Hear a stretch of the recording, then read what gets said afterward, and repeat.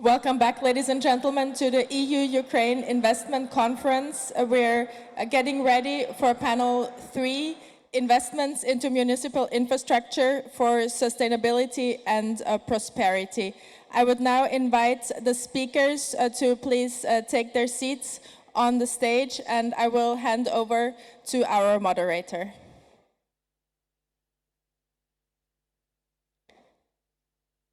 Thank you so much. Thank you everyone for coming to our panel today. My name is Vladislava Grudova. I am Executive Director of KSE Institute, and we will spend the next 70 minutes approximately together having a discussion on municipal recovery, infrastructure for sustainability and prosperity. I will see.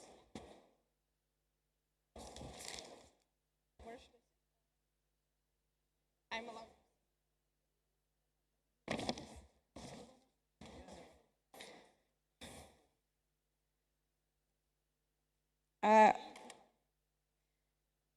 First of all, one more again. Thank you everyone for coming. Today we will have a quite important topic to discuss, is recovery of municipalities and their path to EU. As we know, basically the damages caused by war to Ukraine exceeded over 150 billion euro, and it's progressing, unfortunately. All the recoveries that should happen, or majority of the recoveries that should happen in the upcoming years, is something is very related to, most of them is related to the assets at the municipal level, at the services at the municipal level, at the services that we as a country provide to our people. And it's important today to discuss how basically how this reliable service can find a second breath in Ukraine, how the recovery will be done in a better way, in a cleaner way, in a decarbonized way, and more important, in line with EU rules and with EU future. I'm very pleased today to have our distinguished panelists. Let me present it first, and then we will move to questions. So, Madame Alena Shkrum, First Deputy Minister for Development of Communities and Territories of Ukraine. Lucas Vesely, Deputy Head of Unit Reconstruction and Accession at Ukraine Service, DG NST at European Commission. David de la Cecilia, Italian Special Envoy for the Reconstruction of Ukraine. Mathieu Vasseur, Regional Director for European Neighborhood and Enlargement, AFD France. Timothée Cargill, Senior Vice President for International Development at Suez. And Rebecca Steinherr, Wayne Energy International. I'm sorry if I mispronounced somebody's name, please feel free to correct me. So let's start from as usual. Alena, we will put you on the spot immediately. So it's unfortunate for a lot of people, but 2026 is approaching. And basically it means that we will step in a new era of new budget, new everything. The government is working hard on reform agenda, especially on recovery in municipalities. We know, like, we have limited funds, unfortunately, still for the recovery. Please tell us your priorities from the government side, what reforms or ideas or actions that Ukrainian government is taking today can help Ukrainian municipalities to recover.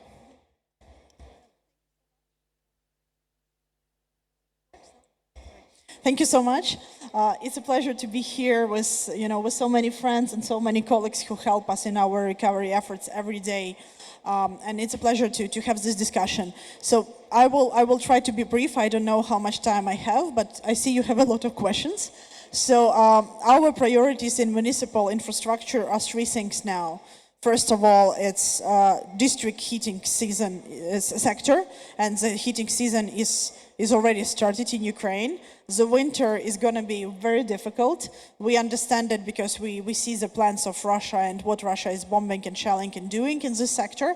So, the first priority is district heating sector. Then it's water facilities, wastewater management, and water supply, restoring, modernizing, protecting, making it more stable, more energy efficient. And the third one will be energy efficiency, which we are also responsible for as a ministry for development. Right now, those are not just, the European integration obligations. This is not a part of Ukrainian plan or just part of other directives of the European Union that we have to do. For now, it is a matter of survival and a matter of security. Basically, this war and this difficult winter gives us, in a way, a possibility to make and remake the system stronger, greener, energy efficient, and more resilient for the future. It is a very difficult task. I can tell you that quite honestly. I don't think it's a secret to do in times of war, in times of winter time, when all of the things that I mentioned are heavily been shelled and specifically targeted by Russia and by drones from Russia. But it also gives us this opportunity. And I think that communities and territories, before full-scale invasion, I don't know if I'm allowed to say that as a deputy minister, but I will, they did not fully understand what energy efficiency is, for example, or why and how they should crucially modernize the water pipeline when it was working almost fine all these years, right? But now, because of so many difficult winters, so many difficult conditions, those pushes, those challenges, most of the mayors, most of municipalities realize that this is the only path forward, and this is something that they need to do, and they have to use this opportunity. Most of them waited for some kind of grant funding or other financing from the budget or financing from the subsidies from the state, etc., etc. Right now, they are not waiting that. They know the funds are limited. As you said, the money for recovery is incredibly limited. Right now, everything goes to security, everything goes to the army. Right now, a lot of money will go to protection of energy facilities because Russia is trying to create a blackout. So they understand that the money is limited and they need to act fast. So they are taking credit money. And it appeared to be that credit money for energy efficiency, for example, is a very good mechanism, right? When we had first successful cases with the cities and regions that are present here now, every time they had a successful case and they modernized a kindergarten, a hospital, a water waste management system, a water pipeline, a school with energy efficiency, and installed a solar panel on top of it, even with credit money, and we have those programs from our government and from European partners such as European Investment Bank and Germany and others. Every time they were successful, a lot of neighbors of those communities started to do those programs themselves. And now we have communities present here that had more than 20 successful projects in 2 years, and they were able to already almost repay the credit on the money they got. And so those systems are getting greener, getting more stable, and those are the best success cases and the best examples that there are. And now for them, it's not just beautiful European concept or directives of European, Commission or European integration. Those are very, very concrete actions. Obviously, there is a lot of things to do, but most importantly, we have the plan how basically to turn district heating sector in a greener way and more decentralized way in order to protect ourselves. And the first, and also the water sector, to make it greener, to make it more energy efficient, to make it stronger, and to find different financial possibilities to finance that.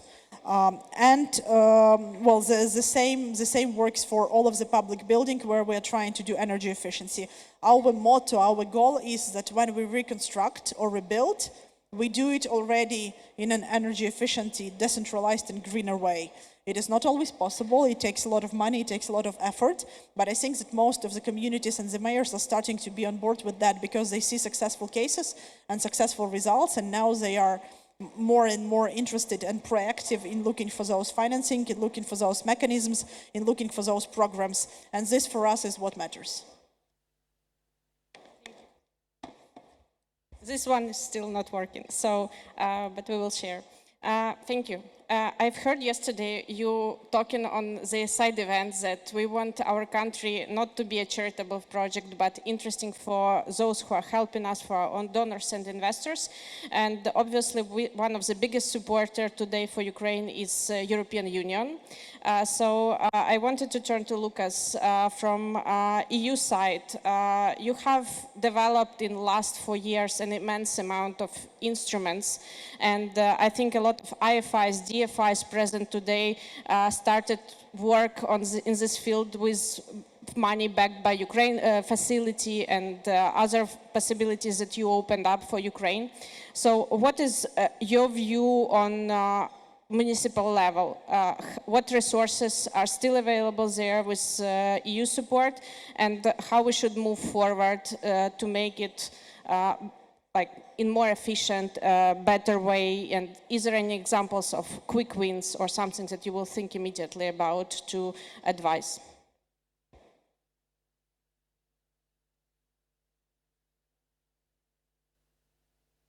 Okay, I will be the person who is moving around.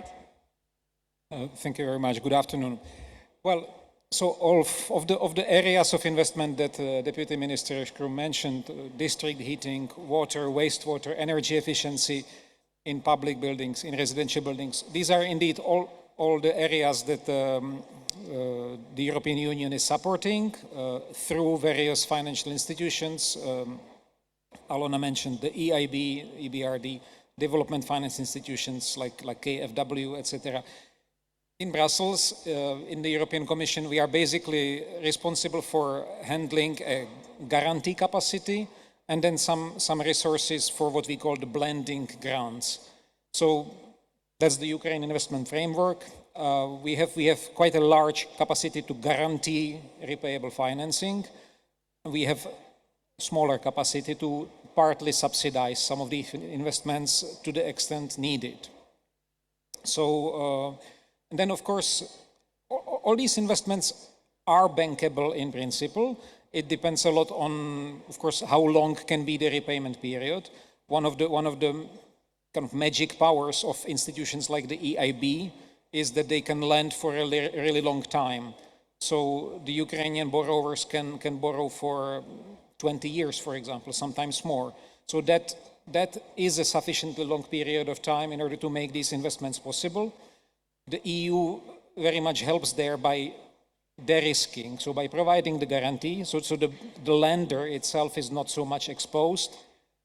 And to some extent, where needed, also for district heating, also for water, also for energy efficiency, also for social housing, the European Union partly subsidizes the investment. And then, of course, there is an important question of what should be the grant intensity. And it should probably not be the same for a big city in Western Ukraine as for a smaller town in Eastern Ukraine. There is an important responsibility in kind of modulating the size of the grant.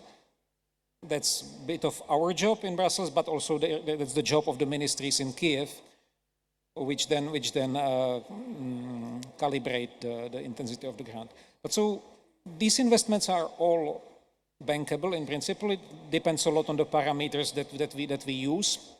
I would just say that I guess one of the key challenges that we are facing is how to, of course, make this more systematic, to be able to do such investments in a greater number of municipalities, big and small, at a larger scale.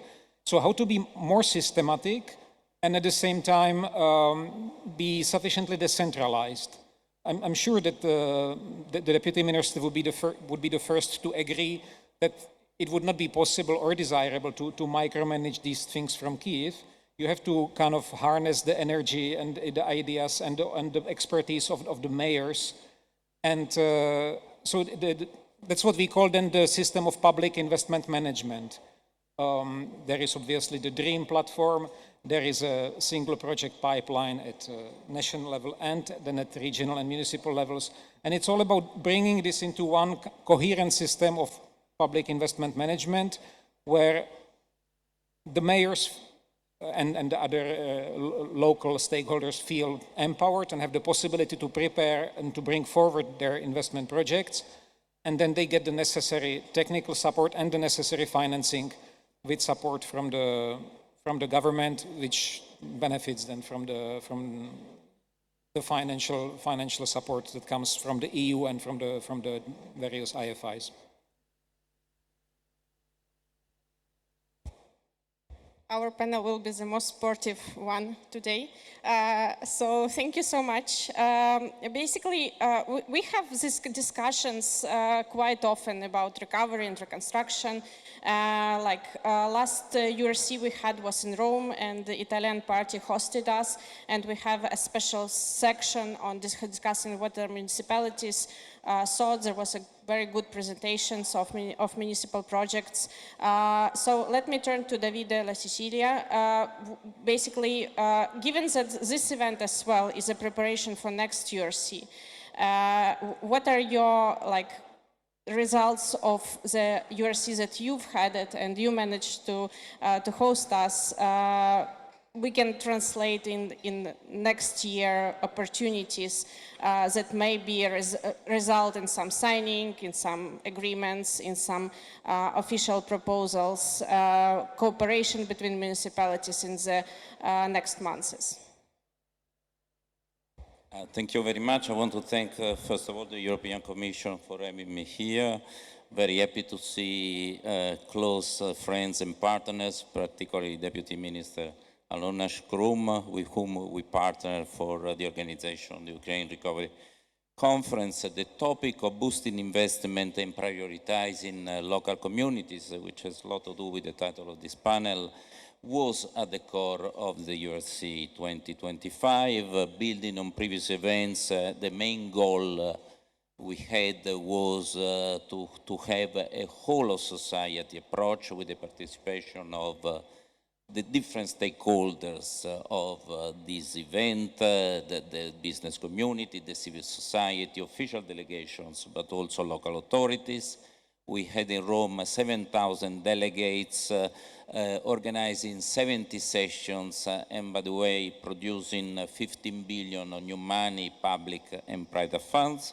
And in this context, the participation of the local authorities, municipalities, regions was very important. We organized 7 high-level panels, 60 speakers, and the success of this participation confirmed the importance of the local dimension as a key driver for resilience, for reform in Ukraine, in order to sustain communities, to support business, and to engage civil society. We have more than 400 representatives from Europe, plus a very strong delegation organized by Ukraine. We work closely across Europe with the Council of Europe, with the European Union institutions, with the international financial institutions, and now we are working on some lessons learned and some follow-up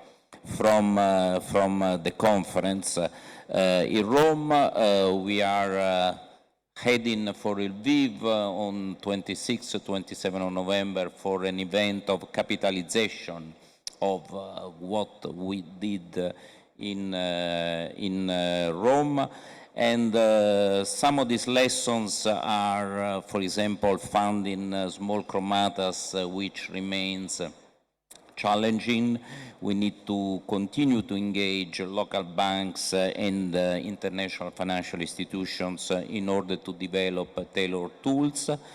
Accountable and participatory local authorities, we found out in the conference, are vital assets for social cohesion, for democratic resilience in wartime, especially when you don't have elections. Regional coordination in frontline areas is key in order to deliver social services to the populations.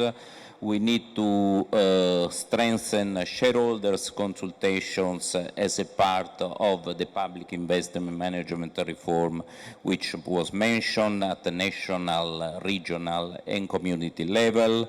In order to ensure the European Code of Conduct on partnership is implemented. In this regard, we need to raise public awareness of the code among government officials, among civil society, among the media, and expand its use in the post-war period.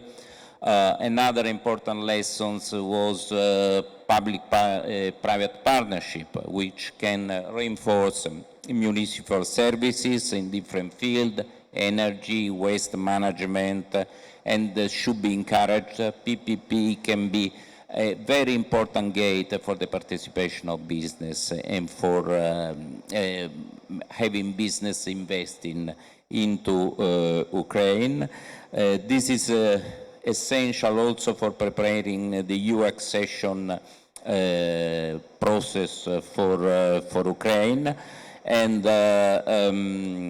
finally, we are going to work very closely with Poland, which will organize the Ukraine Recovery Conference in 2026.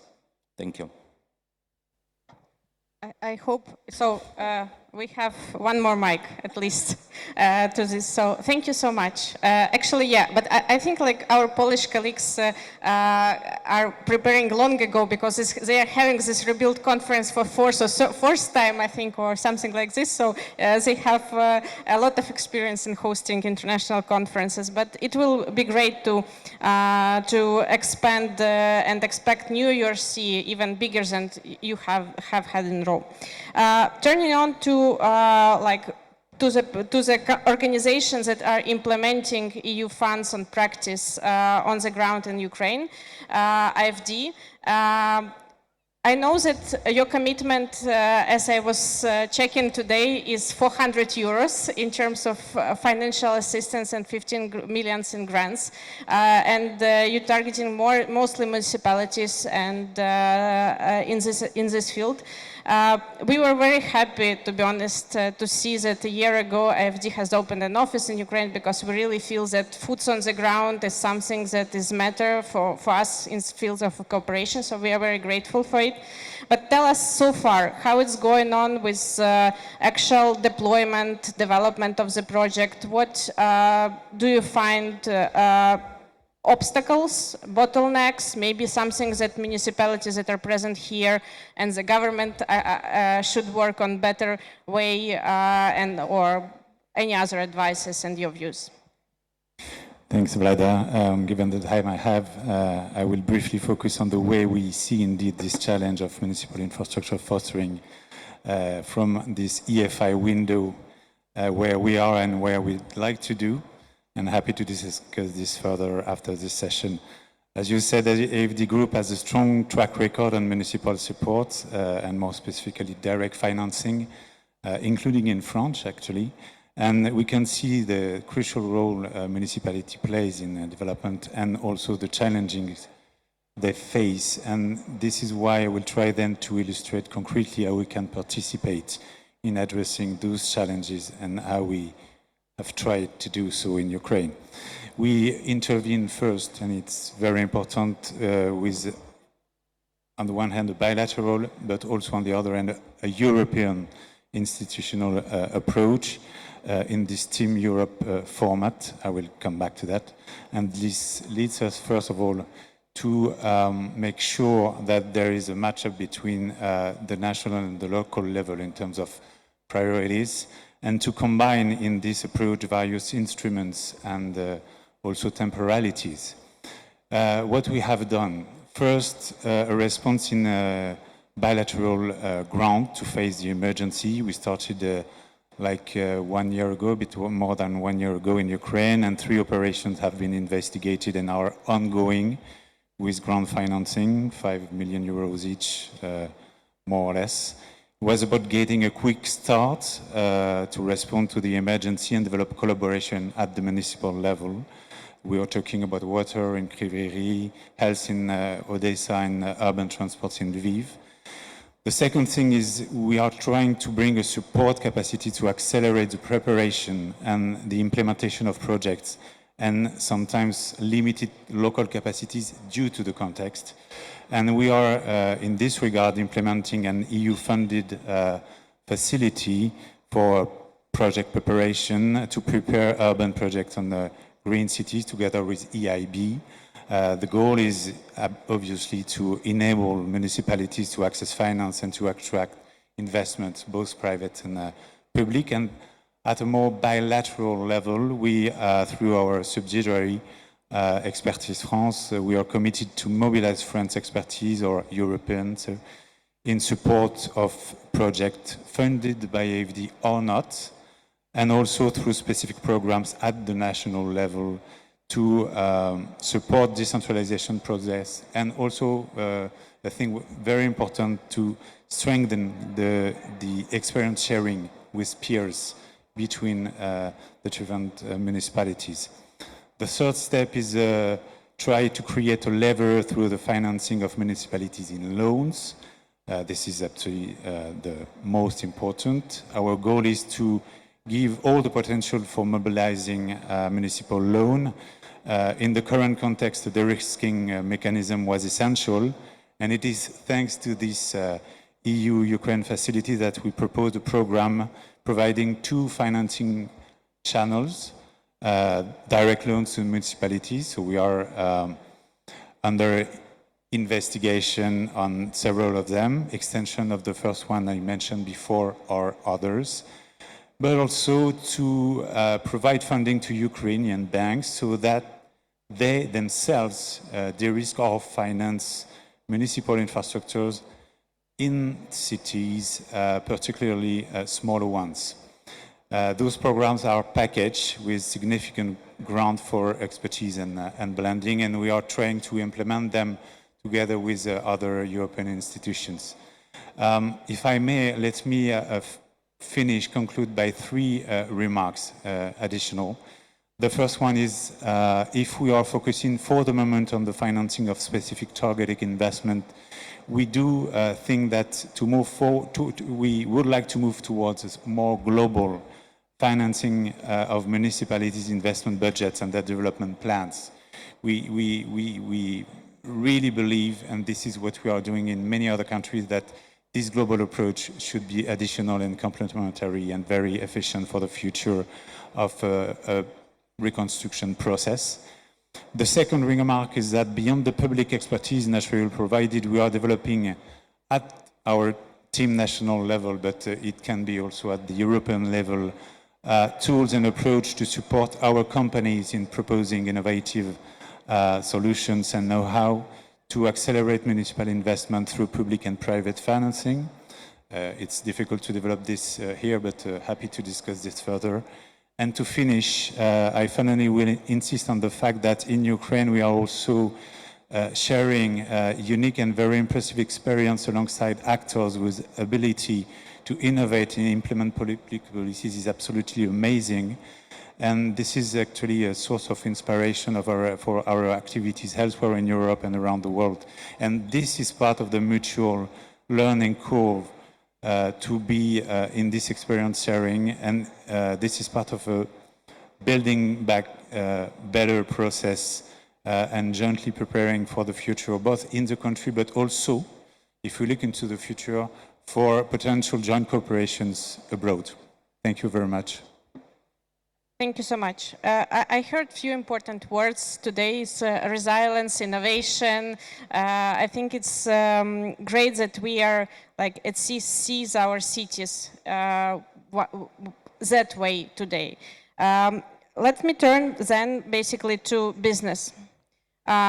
We talking about municipalities, we are thinking heavily about municipal services as it is. And today Suez is one of the biggest companies in terms of water management, water supply. You are supplying water, as far as ChatGPT and Google has advised, to 78 million people. And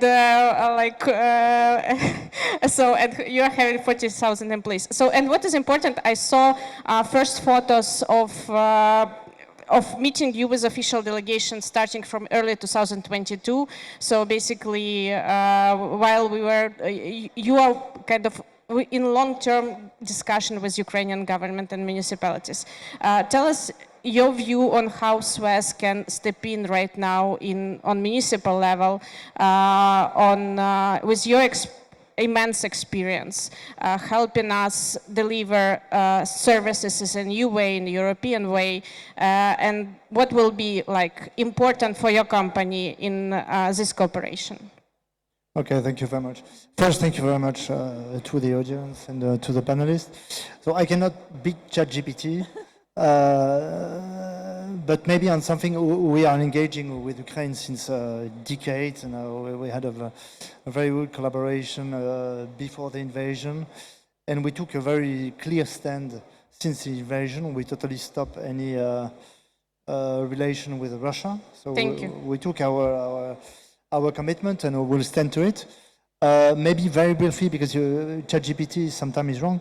So Suez is among the oldest player in the world for water and waste. We started the first PPP in the world with the Suez Canal, so 165 years ago.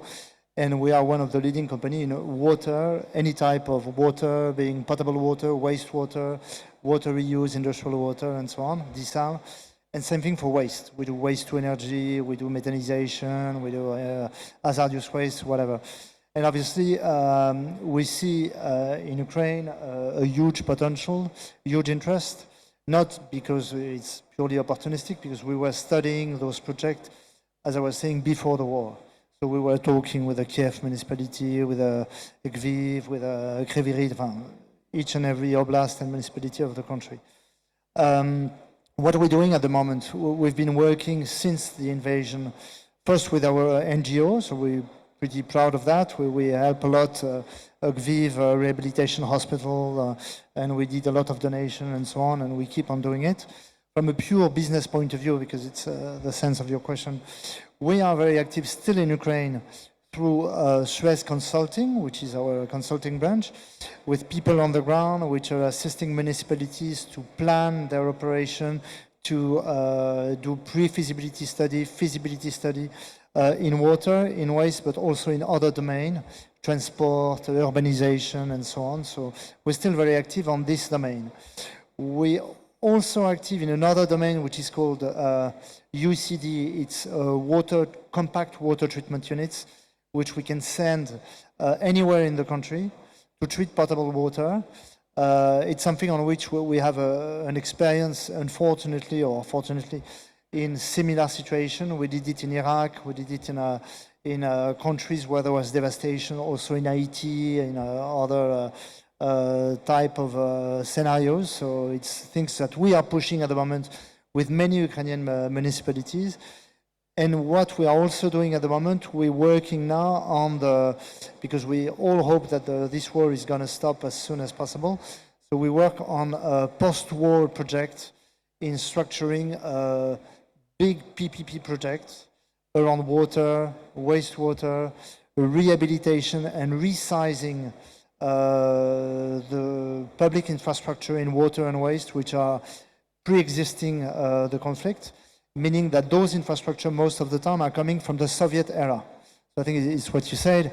They are not adapted to a post-war situation where we find, and we're used to it because, you know, we've been working with a lot of countries integrating Eastern Europe countries, Balkan countries, which were integrating the EU. And most of the time they had to rebuild around the post-Soviet infrastructure. So it means very, very large industrial structured water projects, for example, which are not fitted for Ukraine at the moment. It's not fitted because it was, as I was saying, made from, let's say, Soviet design, but also because of the situation in Ukraine has changed a lot. Most of the infrastructure has been damaged, and the population moved in Ukraine. People moved from east to west. In Kiev and other cities, the number of inhabitants have been deployed a lot. So things have to be reshaped. Now to go straight to your point, because sorry, it's a long introduction. We're pushing a lot to have things, let's say, concrete, effective, operational on the ground. It's a complex environment, obviously due to the war, obviously due to decision makers which are changing a lot. And you know, when we talk about PPPs, you need to have an alignment of a lot of decision makers and a constant alignment. It's difficult in Ukraine because we've got people which are changing all the time, which is normal. And what we hope for 2026, it's probably to have more stability, because now we're working a lot on those projects which are now bankable, which are ready to be deployed. I mean, thanks to EBRD, EIB, AFD, thanks to the input of the local government, we have an alignment of most of the decision makers, except probably the local level. And building on what my colleague said, what we are doing when we talk about PPP, it's very local. So we have an approach in Suez which is always tailor-made. So we proposed very tailor-made solutions for Kryvyi Rih, for Kiev, for Transcarpatria, for Lviv, which are always tailor-made. But we need to have an alignment between the municipality, between the oblast, between, to be very precise, the Agency for Reconstruction, Ministry of Economy, Ministry of Finance. And it's quite complex because we can see sometimes that it's not aligned. So it's very difficult to structure a project in terms of technical ability, in terms of operation ability, and in terms of financing structure. You know, when you go and see a bank, when you have to invest yourself, you need to make sure that everybody's aligned, everybody's very clear on what we have to be done, and it's quite difficult. It's really a challenge that we have. The Ukrainian government is working on that. With the DREAM platform in the identification of the project. In the priority project pipeline, we have a list of projects now which are designed. What we are working with the government to structure a bit more, it's to have more details on the project of the priority pipeline. You know, on the pipeline, we have projects like, okay, we have to improve access to water in municipalities. This is important to start working on the project. But now we need to understand which municipality, what is the amount of water which needs to be treated, what are the KPIs. And I'm not talking about Suez, it's something which is basic in order to structure a project. So I think we're working on this direction. We had some meetings today with the Vice Minister of Economy, with the head of the new Ukrainian donation platform and financing platform, and they are very much aware of that. And they are talking about something which is much more fitted, I guess, for PPP projects in Ukraine, which they call hybrid PPP projects, where those projects will be backed by public contracts, and you know the affordability will be gapped by infrastructure gap funding from the EU. So this is making PPP project bankable. It's extremely important because suddenly, for us, it's become projects that we can push and which we can be operational rather quickly. The only thing also that we would love to have, and I know it's extremely complex, but it is for you, it's to have, we believe in similar situation, and you were talking about our experience. I think in order, when you are in a complex situation like the one in Ukraine, you need to have at the national level somebody who is going to be responsible from A to Z to implement a project. It's extremely challenging because if you ask somebody in Kiev to make sure that a project at the other side of the country is going to be implemented, it's a big challenge, especially when you have 200 priorities per day. It's complex, but I think it's one of the key to make quick projects operational in country. So we are trying to push and to structure that with the government of Ukraine, and I think we are all aligned at least on those priorities and on the necessity to do that. To finish maybe on the positive mode, is that, you know, the chance for Ukraine is that you've got the financing, you've got the will, you've got private companies which are ready to work. It's probably an opportunity to do a huge leapfrog in the modernization of your utilities, especially on the way to EU, because you will have the ability to do things in a much more quick manner that we do not do in most of the European countries. To be very clear, for example, in France, we don't do a lot of water reuse, so treating wastewater to reuse it directly. We use it at 2 or 3%. In other Southern Europe countries, we go up to 10, sometimes 50%, but Ukraine could go directly to much more water reuse. You could go directly to treatment of pollutants like PFAS or microplastic, while it's still something which is trying to be implemented in more European countries. You could do waste to energy, and you know, waste is not only something that you have to treat, it's a resource for energy, and it's something that Ukraine is also studying. So it's probably a way for Ukraine to be, after the war, ahead of most European countries in the way water and waste are treated. So we're very committed to that and very happy to be your partner in this journey. Thank you. We are actually very grateful for honest feedback. I see Alona is knocking as well. So if you want to, quick reaction. Yeah, I just wanted to add some of the points really, and I think it's quite a constructive, discussion with very specific details and what is needed. So first of all, just in the water sector, for you to understand what is going on in Ukraine now, the sector has enormous challenges. So more than 780 kilometers of centralized water and wastewater network has been damaged and destroyed by war. And this is more than the distance of the whole Poland from north to south or from west to east. So more than 780 kilometers, right? And we have counted together with the World Bank that more than 600 facilities of water waste management and water treatment have been damaged. But in all fairness and to be objective, the state of the water system, even before the war and before the full-scale invasion, was in critical condition already, because the Soviet Union pipelines, the Soviet Union system needed to be modernized, needed to be energy efficient, needed to be, in a much better shape, and it was always lacking resources. So in terms of those destructions and those crises, especially on the eastern part of the country, in the borderline or frontline territories, they pushed for the need to get a full modernization. There is no point of reconstructing those pipelines and systems as they were. It's not even possible. So it actually pushes us to modernize, it pushes us to use energy efficiency, it pushes us to use new technologies. And as I said, our priority would be doing it through budget money and grants on the most affected regions where there is no money and no possibility from the local budget to take credits. On the west, it would be credit funding, and in all part of Ukraine, it would be PPP for certain water pipelines and water treatment facilities. We have presented here and in Rome 2 feasibility studies on 2 PPPs of water pipelines, one in Truskovets, which is a very western part of Ukraine, and one in Dnipro, which is one of the biggest cities in Ukraine, but very heavily shelled, very close to the east. And they are different in size, they are different in conditions, but the Dnipro one has got incredible interest from a lot of businesses. And I think that this is a way to go, to show one successful PPP.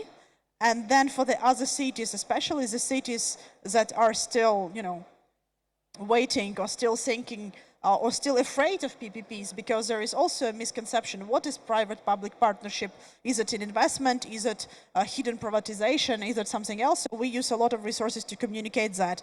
And we are very, very happy here to work. We have a sectoral working group on utilities and a sub-sectoral working group on water, co-chaired by UNICEF in France. And Suez, for sure, is a part of that discussion to communicate with water facilities, to communicate with mayors, to communicate with cities, to communicate with territories, and present successful cases of PPP in this area. The Parliament also just recently adopted a new law on PPP, which is a very European law that gives opportunity to a much clearer structure of PPPs and much faster results, as we hope. So those challenges actually could become opportunities and should become opportunities for us. Thank you. Thank you. Actually, basically, because we come from Kyiv, and unfortunately, it was shelled quite recently. When you, in the time of blackouts, it's hard to say what you miss more: water, heating, or electricity. Unfortunately, so we talked about water, and I wanted a little bit to talk about the experience of EU cities and companies in heating sphere, and turn to Rebecca from Vienna Energy. So we need, as Alena mentioned, our water system before the war was not in the super good condition. I think we should agree that heating system was not on the edge of decarbonization, renewable using such and other things. So, and really, as Ukrainians, we wanted to be to become more resilient, obviously, but also more energy efficient and with better service for our municipalities that we hope will be growing.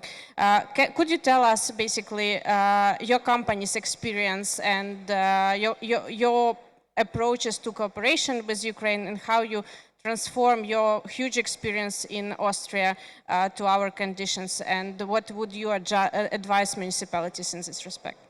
Thank you. Maybe a few words about Wien Energie. Wien Energie itself is one of the largest energy providers in Austria, and we are mainly operating in Vienna and in the surroundings of Vienna. And our game goal is to decarbonize until 2040, meaning in electricity part is like solar, wind, hydro plants and batteries. But as you said, like the heating part is more challenging. And we are already having waste-to-energy plants. For example, in Copenhagen, there's also a really innovative and socially accepted waste-to-energy plant. And if you ever been to Vienna, you maybe saw in Spittelau with the golden ball. This was also really innovative by 100 Wasser. So it can be accepted also by the public and is still useful to energy. And we are also doing a lot into large-scale heating pumps, which can be also included to the wastewater treatment. And of course, geothermal energy is a big topic, which is also used in Munich. And the geothermal topic is actually really nice because if you're thinking about in Austria, we have the Adaclara conglomerate. It's like in 3,000 meter depth. And you extract it at one point the hot water, get out the heat and re-inject it on another point. So it's a closed loop and it's kind of forever. So it's energy you can use forever. And as far as I know, in the Ukraine, there's also a huge reservoir underground, so it could be used. And of course, you still need some power plants because you still have these high energy needs you need to cover, and for that you still need power plants. And in our plan is that we are using hydrogen for that. So, and that's also our link to the Ukraine. We see that there's a really high potential in the Ukraine for renewables and also for hydrogen production. And most of all, it's because there's also an existing pipeline going from Ukraine through Slovakia to Austria, which can be converted to a hydrogen pipeline. And so, yeah, Ukraine at all is a high potential. And I think you can also use those best practices for decarbonization to start. Thank you so much. We will have time for some questions. Also, if you are thinking about questions, please raise your hand. We have in front of me one question, and then I will also give an opportunity to everyone to share your thoughts on this discussion. So, because we have raised quite a lot of important questions. Oh, unexpected. Okay, thank you. So my name is Adrian. I'm here representing a company, an Italian company, Italian Investigation in Ukraine. We are producing in Ukraine pipes for water and for sewage systems. So because of it, I will try to have a question because I'm in the field, let's say. So the question is next one. In order to produce good pipes with a lifetime 50 years, or 70 years, you should use a good raw material. accordingly with the European standard. Yes, it's written on the pipes, European standard for drinking water, AN 12201. What's happening, I don't know, I'm sorry, but in Ukraine, often happening that other producers, they're written on the pipes that they are accordingly with European norm 12 blah blah blah, but in fact if you are doing tests of that pipes, you see that it's not any connection with European norm. So the question is, we will have investments in municipal infrastructure, but important for municipal infrastructure is to buy cheap. So we should have, okay, right now I want your opinion, because I don't know, I'm in Ukraine for about 20 years producing good quality Italian, good quality pipes, and we're still not number one, even if we are, okay. Just like a remark, okay, we are ready to invest in Ukraine, we are ready to give the money to Vodokanal, but what should we, how to say, what mechanism we have to be sure that we will take a good pipe and not a pipe which in 5 years will be just like ex-Soviet Union pipes. That's all, thanks. Thank you. Do we have any other questions? Because I want to share the responsibility for answering as well. Thank you. From this side. Thank you. Michael McCusker here with CORE. I work in the humanitarian emergency landscape in Ukraine, so I'm kind of the outlier here, as you can tell by my dress appearance. Just curious in terms of the infrastructure investments, the shifting conflict line, how that's intersecting with recovery versus response, and how can operational frontline organizations like us be better positioned, be better to advocate and work with local municipalities. As it stands, a lot of the infrastructure sits outside of international organizations' remits through the clusters, because in theory it's supposed to be managed and centralized through the municipalities. It's leaving a gap. It's not a priority. It's left out of big national response protocols. Nobody's filling that void. It's not sexy. How can we as frontline actors help to work with you and collaborate and augment what we're doing as the conflict line shifts in real time? Thanks. Thank you so much. And please, oh, sorry, then we will come to you. We're all hoping that the war will be finished soon and there will be a massive influx of funding from various international organizations, even more so than there is already today. How does the panel think that the providers of funds can be assured that the funds actually make their way down to the coalface of the relining of water pipes and sewage pipes and not evaporate like the funds evaporate like water as they did in the 2008-2009 era? Because we are already seeing that the efficiency with which the funds are actually deployed is absolutely atrocious. And I'm speaking as a contractor. I'm not going to bore you with the details. How do we get around the fact that the Norwegians, with their generous policies, obviously don't know the people at the coalface who need the funds? So it has to go through the Ministry of Finance. And of course, you will disagree, but unfortunately, that is not a method of distribution which is going to lead to 100% integrity. So what's the solution, please? Thank you so much. And one more question from this side. Let's stop on 4. potentially. No, Mr. in green, yes, was first one. So I'm sorry, trying to be frank on who raised the hand first. Okay, so thank you. Person in green, it's a good name, but my name is Tawfiq Mohsen. Most technical lead People in Need. We are a humanitarian organization and we co-lead the technical working group for renewable energy under the WASH cluster.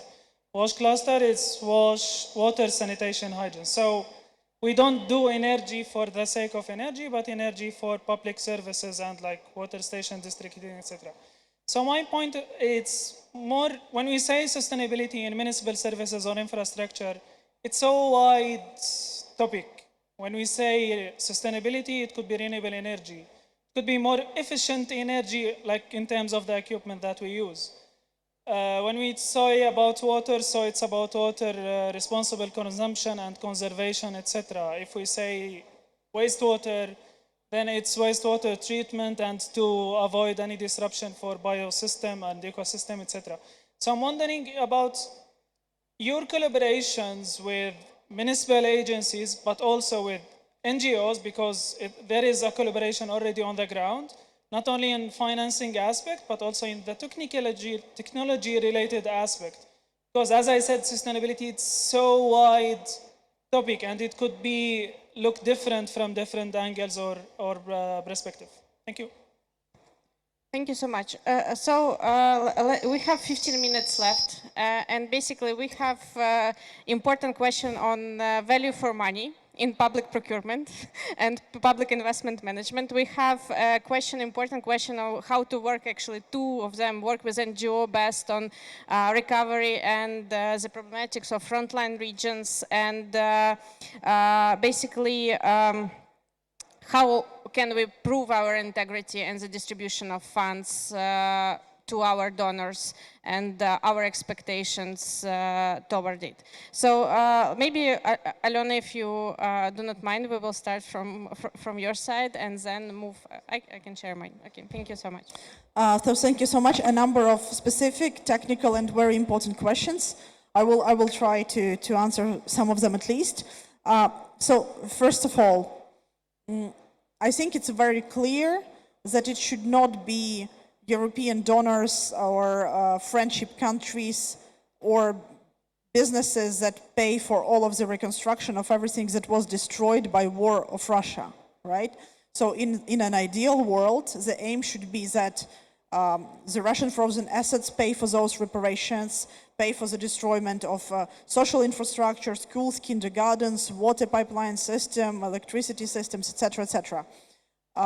And we are responsible together with the World Bank as a ministry for this damage, rapid damage and needs assessments, which we call RDNA. And the amount of all of the damages is in there very well verified by the team of the World Bank. So we understand that we will not be able to cover those amounts. Ideally, it would be by reparations or by Russian frozen assets, but obviously we will not be able to cover it all, and we will not be able to rebuild it all, and we will not be able to cover it all with the help, generous help of different countries. So here we go into those PPPs, and here we try to go into the investment opportunities, and here we try to go as much as possible in the business opportunities. And this is what this conference is about.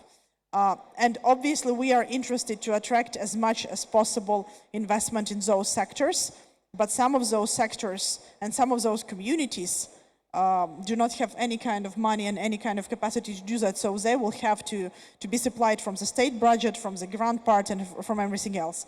And there we try to do it as transparent as possible, so we have this public administration, investment administration reform, which we call PIM, and you can go into the website, which we manage as a ministry. It's called DREAM website, dream.gov.ua, and see the list of all of the portfolio of projects in the single project pipeline approved by the whole government. It was not easy because this is a priority of the government for this year and next year in all of the sectors. There are 146 projects.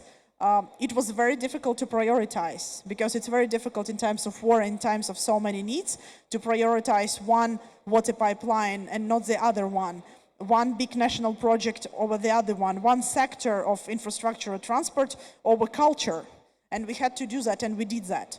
So this helps a little bit, right? And then you can see in this project pipeline, a specific region, a specific project, a specific amount of money needed for this project, a specific concept note if there is a concept note, feasibility study if there is a feasibility study. So that should help, and we are in this process even under war conditions, under constant shellings, because we have to do that and we have to attract money transparently as possible. Then we go into this tender and procurement system, which is a separate subject. For example, I will be brief, but give me a little bit of time. It's a difficult question.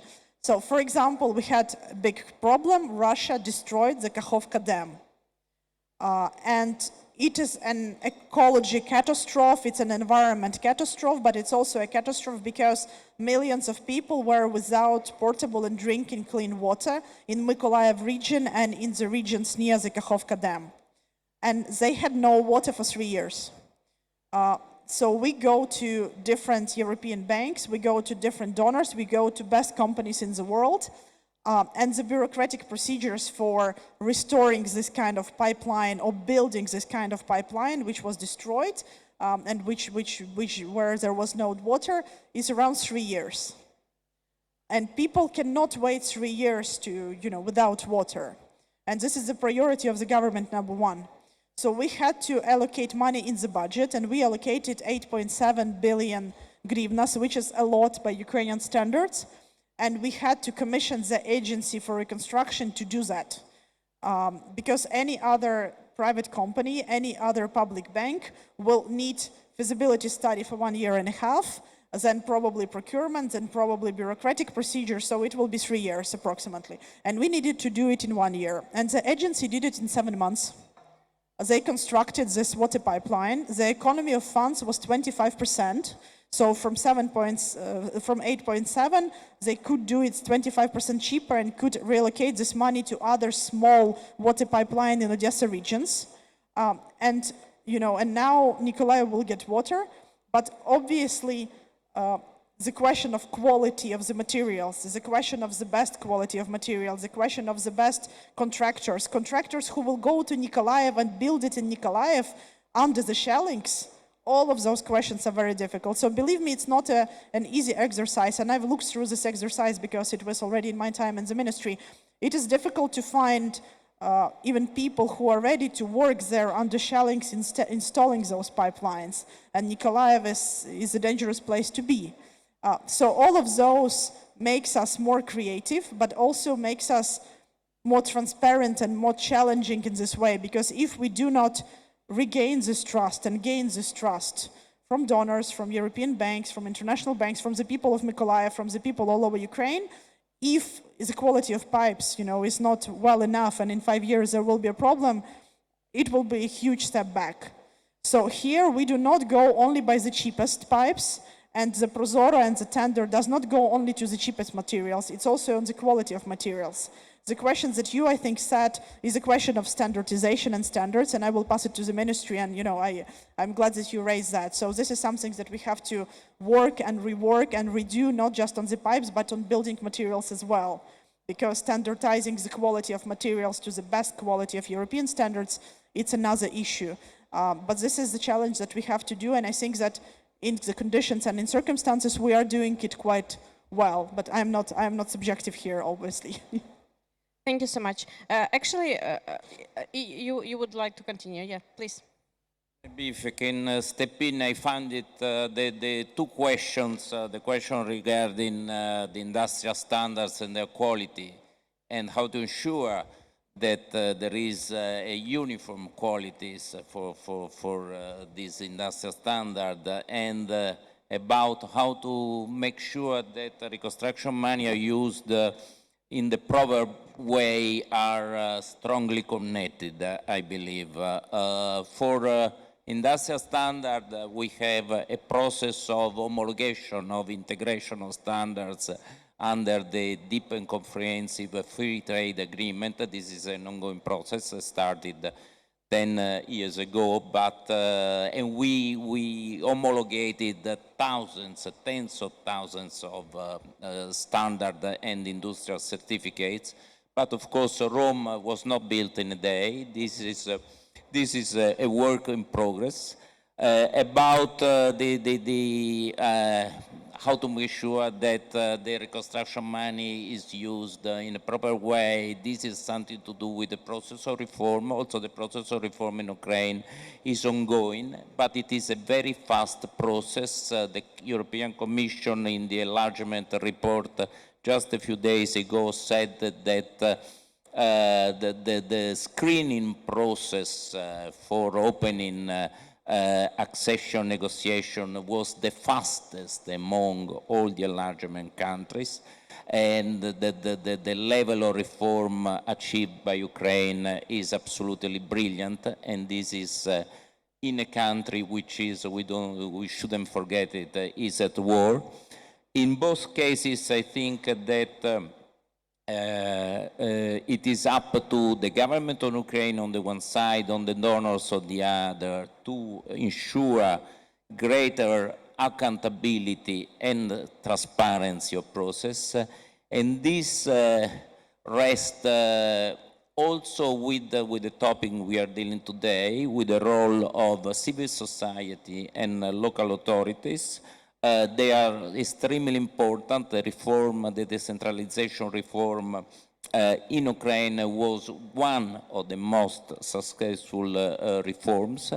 And that's why we say that was another important subject in the Rome conference, that local leaders should not be only the recipient of the reconstruction, but they should be their architect. They should devise how to make the reconstruction right, because they are closest to the people, closest to the communities and the territories, and in this way they can monitor and grant accountability to the reconstruction process. Thank you.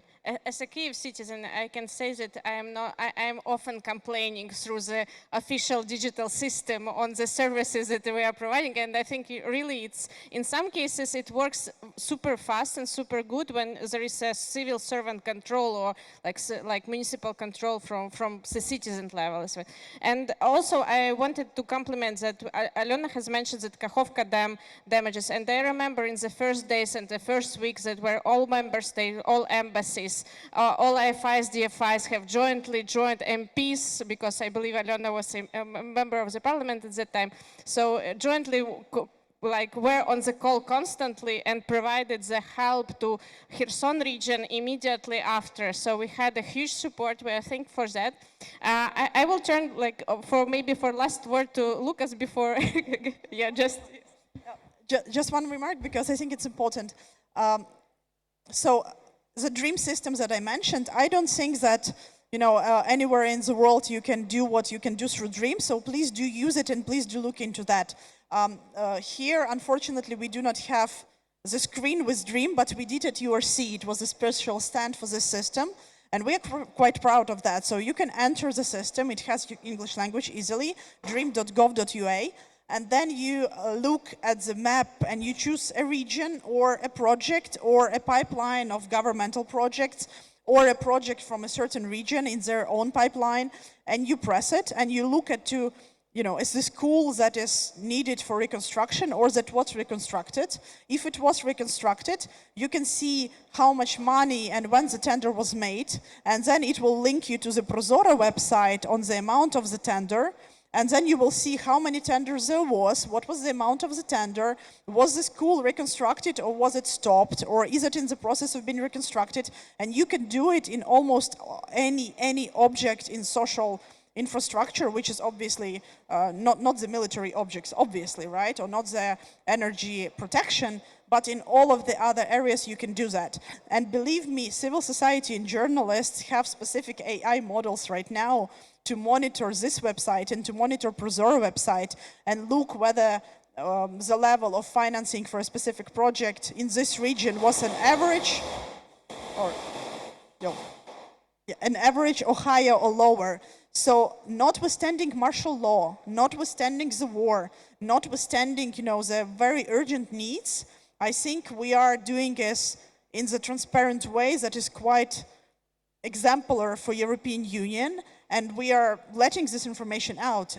Are there problems? Of course there are. Are there special conditions and special critics or special mistakes? Yes, there are.